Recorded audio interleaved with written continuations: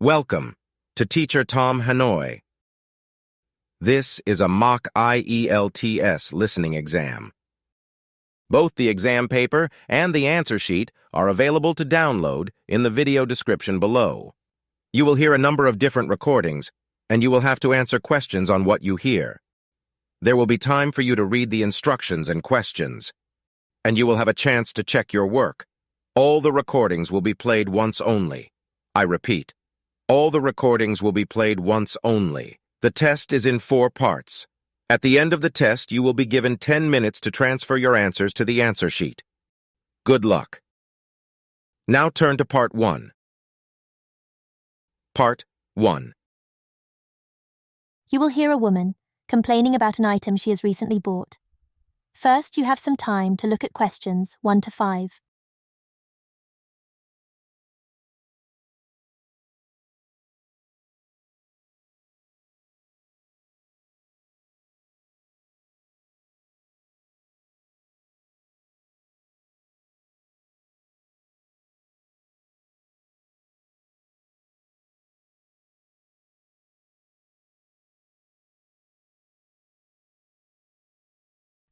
Now, listen carefully and answer questions 1 to 5.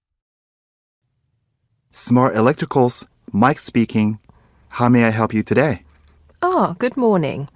I'm calling to complain about an item I recently purchased from your company. I'm not happy with it. Oh, I'm really sorry to hear that. I'll take you through the company's complaints procedure. I'll need to retrieve your files from our records so that we can discuss the problem properly and find a solution. I'll need to take some details from you first. Is that okay? Okay, but I don't have a lot of time. Will it take long? Not long, madam. Can I first take your name? Yes, it's Susan Yorke. Yorke. Okay. Can I have the address, please? Yes, it's Flat 1, 25 Alpine Avenue. That's ALPINE Avenue, Harchester. The postcode is HA6 5LD. Okay. Next. Could you give me your telephone number? Preferably one that we can call you on during normal working hours. Well, the home one is 01734 525 268. But you're only likely to catch me on that number in the evenings. I usually have my mobile phone with me during the day, though. It's probably best to take that number then. All right. My mobile number is 0781 233 452. And do you have the order reference number on you by any chance? Well, I have the receipt that the camera came with in front of me. Ah, good. Which number is it? It's a bit confusing. It should be the 7-digit number on the top left corner of your invoice. Let me have a look. I need my glasses. Found it. It's DMX8443. Thanks. Now, when did you purchase the item? Well, the camera was delivered last Monday, on the 1st of February. I ordered it online about 2 weeks before that, but I can't remember the exact date. If you have another look on the invoice receipt, the date should be there. Oh, yes. Here it is. January the 15th. Okay, I'll make a note of that. So, the item is a digital camera? Yes, it's the Aqua PowerShot model in silver. Thank you. Before you hear the rest of the conversation, you have some time.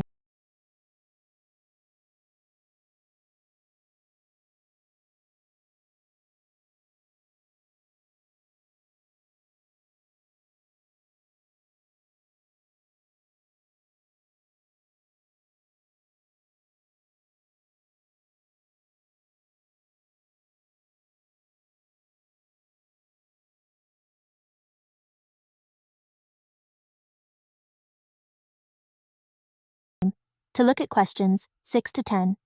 Now listen carefully and answer questions 6 to 10. Did you take out any kind of insurance when you bought it? Well, no, it was on special offer. I didn't need to pay any extra for the insurance because it came with a special 4-star policy. Well, it means you're fully covered for at least another 3 years. Right. What is the problem? Yes, the first thing is that it came with one memory card in the box when there were supposed to be 2. Oh dear, I'm terribly sorry about that. It must have been an oversight in the packing department. I can do something about that straight away and get one sent out to you. Well, that's not the only thing. I bought it as a present for my niece because she loves swimming. It said on the website that it was waterproof, but when she took it on holiday and tried to use it underwater, it got ruined because water got into the lens. You can imagine how disappointed my niece was. I certainly can. Were those the only problems? No, there was one other thing. It came with a case to protect it.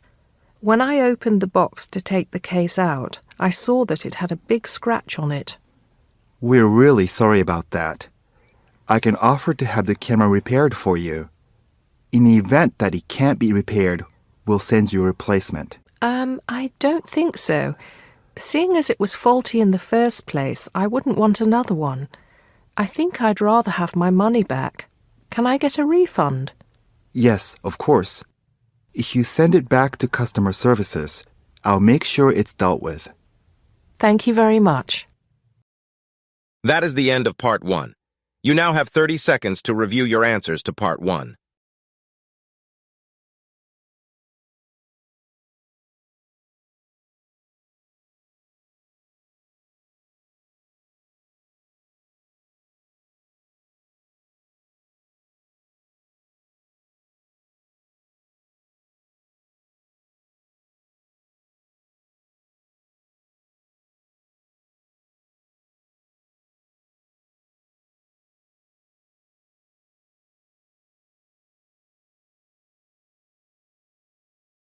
Now turn to Part 2. Part 2.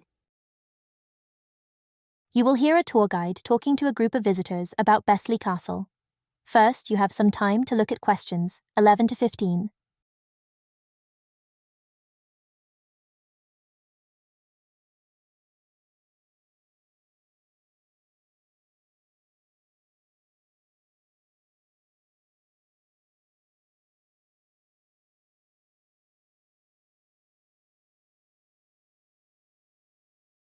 Now listen carefully and answer questions 11 to 15. Welcome to Bessley Castle. It's nice to see so many of you here today.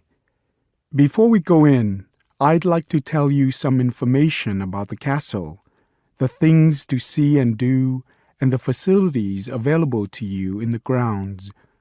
We'll do our best to make this a truly memorable visit. Now, the castle grounds are quite big, and we don't want you to get lost, so I'm going to give you an idea of the layout. At the moment, we are at the entrance, and immediately to our left is the Tourist Information Office. Go here if you need any questions answered. They'll be happy to help. And of course, behind the tourist office is the car park where the coach dropped you off. And it'll also pick you up from the same spot at 5 p.m. today. In front of us are the water gardens. If you stroll through, you get to the North Bridge, which is the entrance to Bessley Castle. Take your time and enjoy looking around the castle. There's a lot of history steeped in those walls. As you leave the castle via the South Bridge, you'll be greeted with the sight of roaming deer. During the day, there will be scheduled feeding opportunities where visitors can get involved. However, we do request that you do not feed the deer outside these times. To the right of the deer park is the Castle Museum, and behind that is our award-winning restaurant. It's a relatively new addition to the castle grounds, but is fast gaining a reputation for its food. Alternatively, you can choose to dine in the picnic area on the other side of the deer park. It's perfect for the family as it's next to the kids' play area and homemade ice cream hut. We hope that on your way out, you pop into the gift shop by the exit for something to remember us by. Before you hear the rest of the conversation, you have some time to look at questions 16 to 18.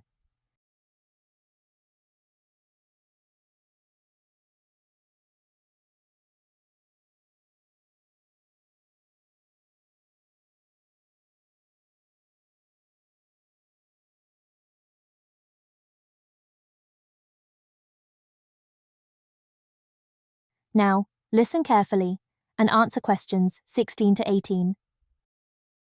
Admission to the grounds is free for all. That includes the museum, gardens, and picnic area. There is an admission fee for the castle, which is £6.50 for adults, with a 10% discount for students and retired people. Children under the age of 16 pay half adult price, and under 8 go in free. There are many spectacular events throughout the year, and for most of them, there's also an admission fee. As these events are in high demand, it's a good idea to book well in advance.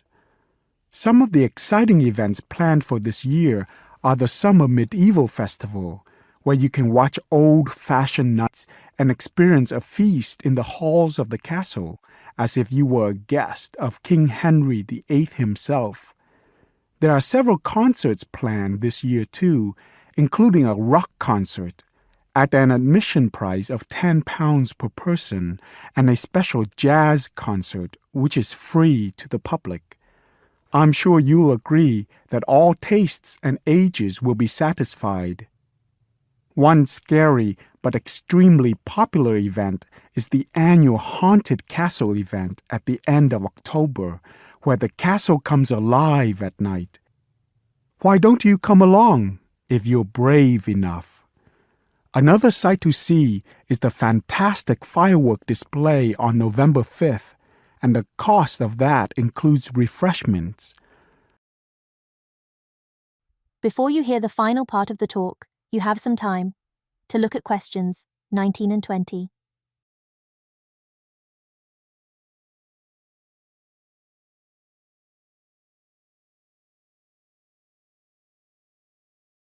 Now listen carefully and answer questions 19 and 20. We also have a long tradition of raising money for charity. The charity event held every year on the first day of May will this year be an archery contest. Entrance is free, but donations are certainly welcome. This year, we'll be collecting money on behalf of a charity for elderly people, Age Concern. Just in case you can't remember all of that, you can pick up a leaflet showing the timetable and prices for all events from the Tourist Information Desk. You can also go online to get this information from our website. That is the end of Part 2. You now have 30 seconds to review your answers to Part 2.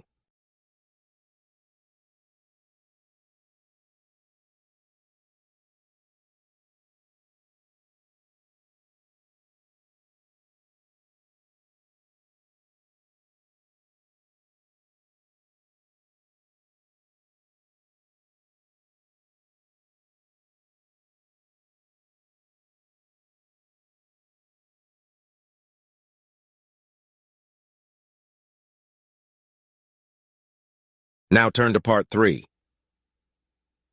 Part 3. You will hear 3 university students talking about a presentation, which one of them has to give. First, you have some time to look at questions 21 to 26.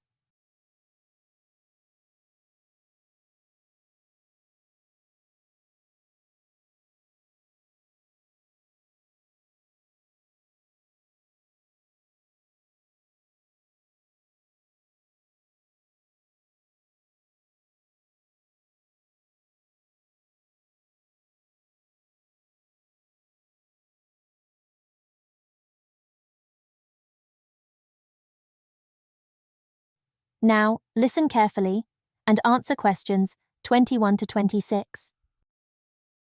Hi, Joe. Hi, Isabel. Hi, Paul. Oh, hi, Paul.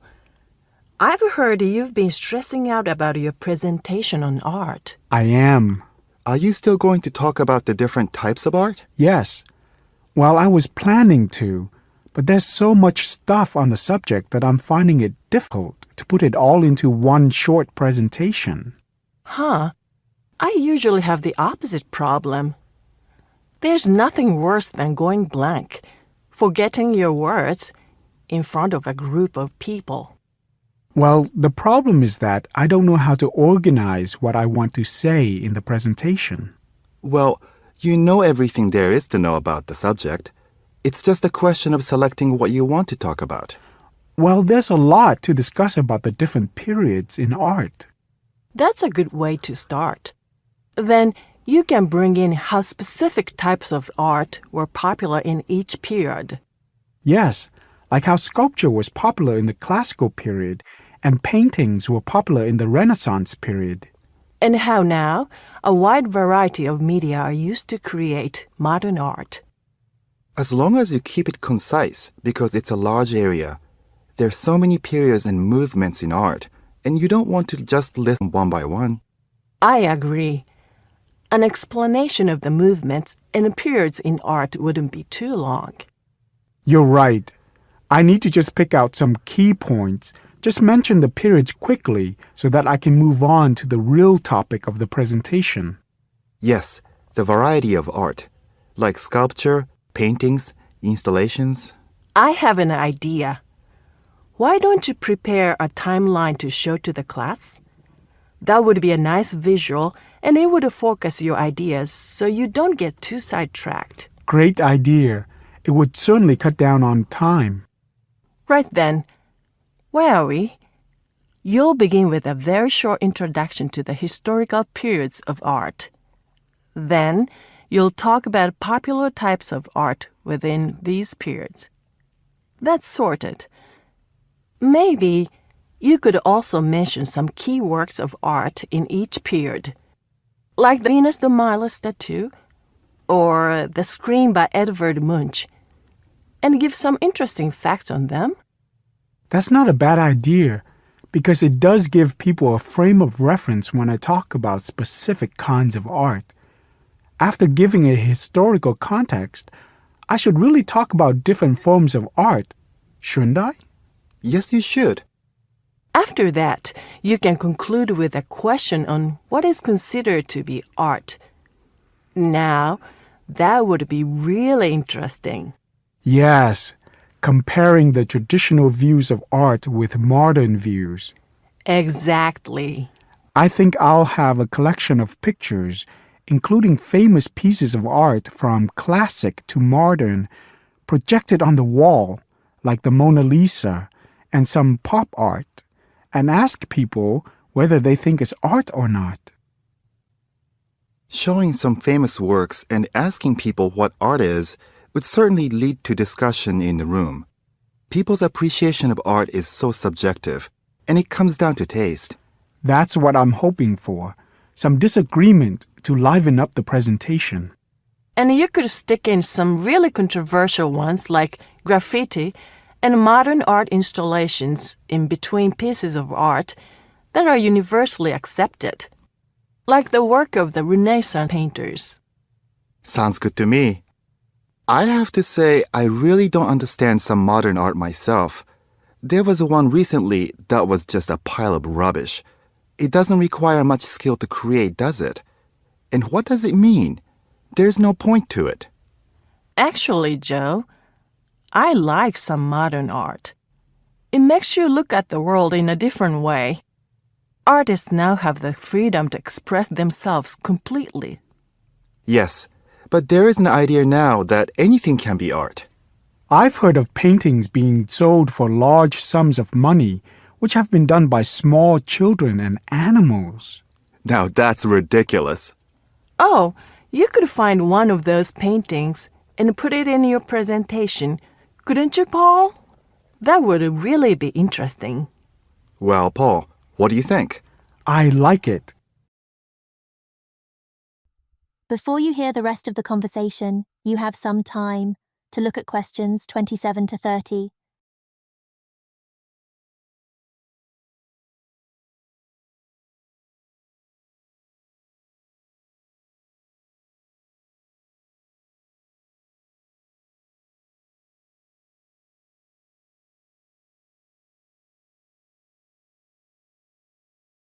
Now, listen carefully and answer questions 27 to 30.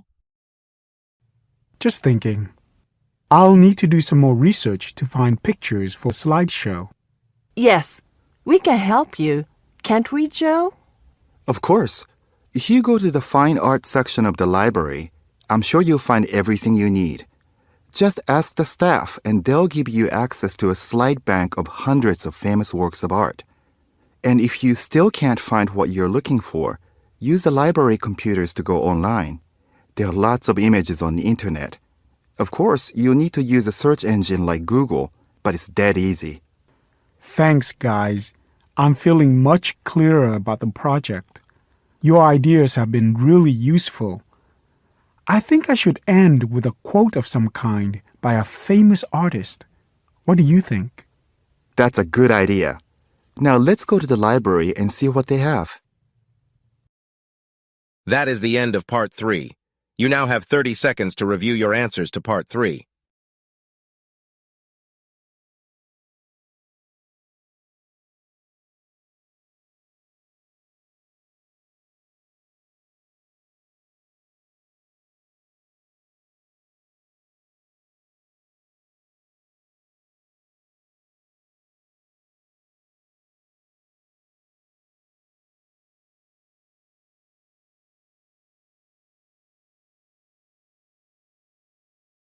Now turn to Part 4. Part 4. You will hear a lecturer talking to students about languages. First, you have some time to look at questions 31 to 36.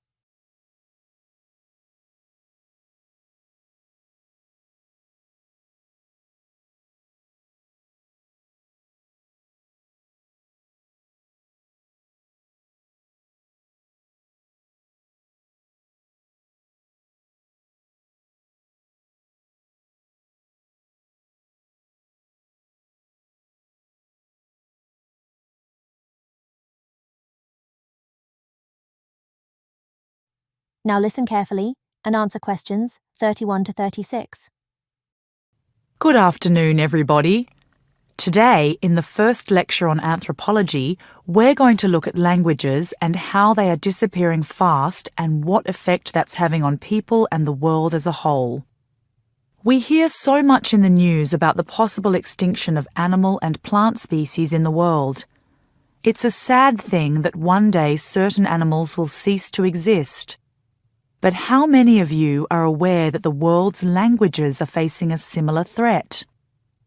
Believe it or not, there are currently more than 6,000 languages spoken in the world today, but experts believe that by the end of this century, this number will be reduced to half.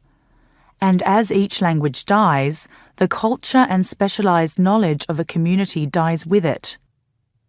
The unique knowledge of the environment, local wildlife, plants, animals, and ecosystems, not to mention the cultural traditions of the people themselves, will become lost forever. In essence, each language is not just spoken or written words strung together. Language has the power to hold the entire history of a people. Approximately one language dies every 2 weeks. This is an unprecedented situation. Never before in history has there been this rate of rapid decline. Most human languages are spoken by relatively very few people. Let's put this into perspective.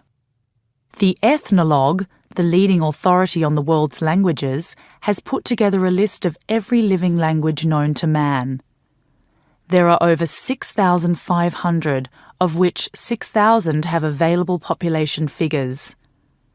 Now, 109 million people speak just 10 of these languages, and they are the major languages of the world. At the opposite end of the scale, there are minority languages which are only spoken by a few people, and that's what this chart is illustrating. The number of languages is represented on the vertical axis, and the total number of languages that make up this group is an astounding 1,619. For each of these smaller language groups, the population range of speakers goes from 1 to 999. Even more incredible is the fact that out of these small languages, over 200 of them have a speaker population ranging from just 1 to 9. Imagine only 9 people speaking your language in the whole world, or even only 1 or 2 people. Now, let's think geographically. In total, there are 516 languages that are nearly extinct, where only a few members of the older generation survive. When they die, the language will die with them, lost forever. The majority of nearly extinct languages come from the Pacific and the Americas, making up 74%, followed by Asia at 15%. Europe has the smallest percentage of languages that are nearly extinct, only 2%.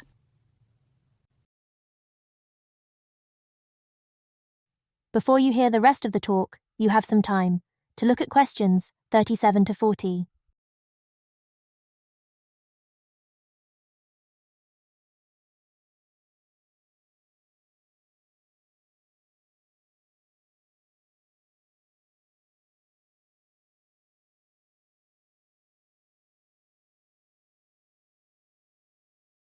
Now listen carefully and answer questions 37 to 40.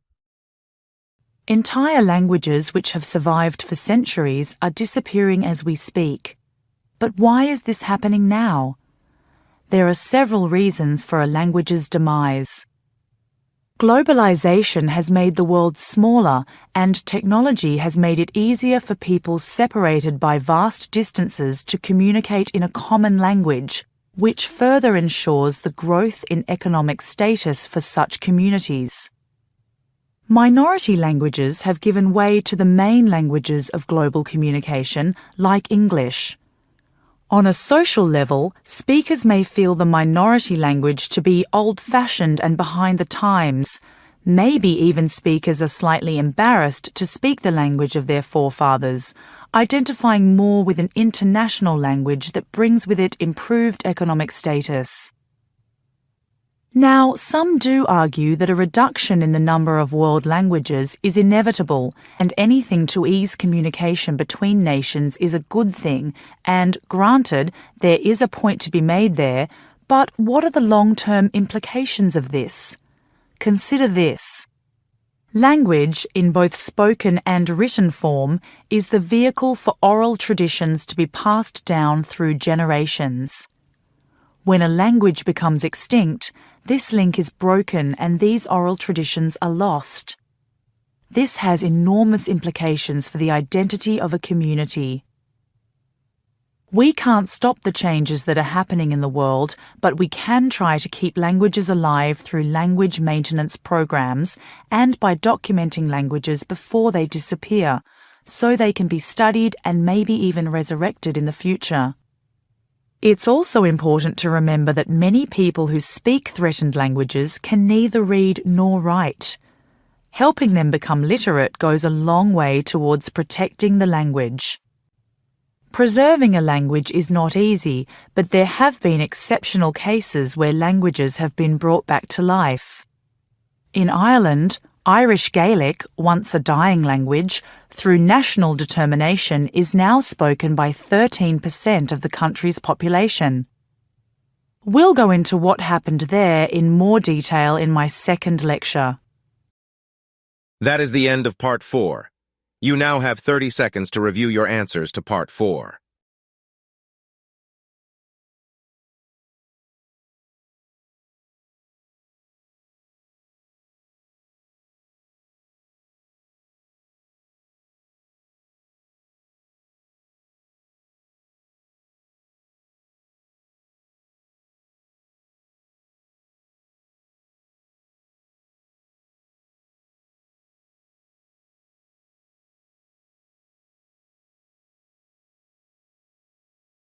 That is the end of the mock IELTS listening exam. You now have 10 minutes to review and transfer your answers from the exam paper to the answer sheet provided.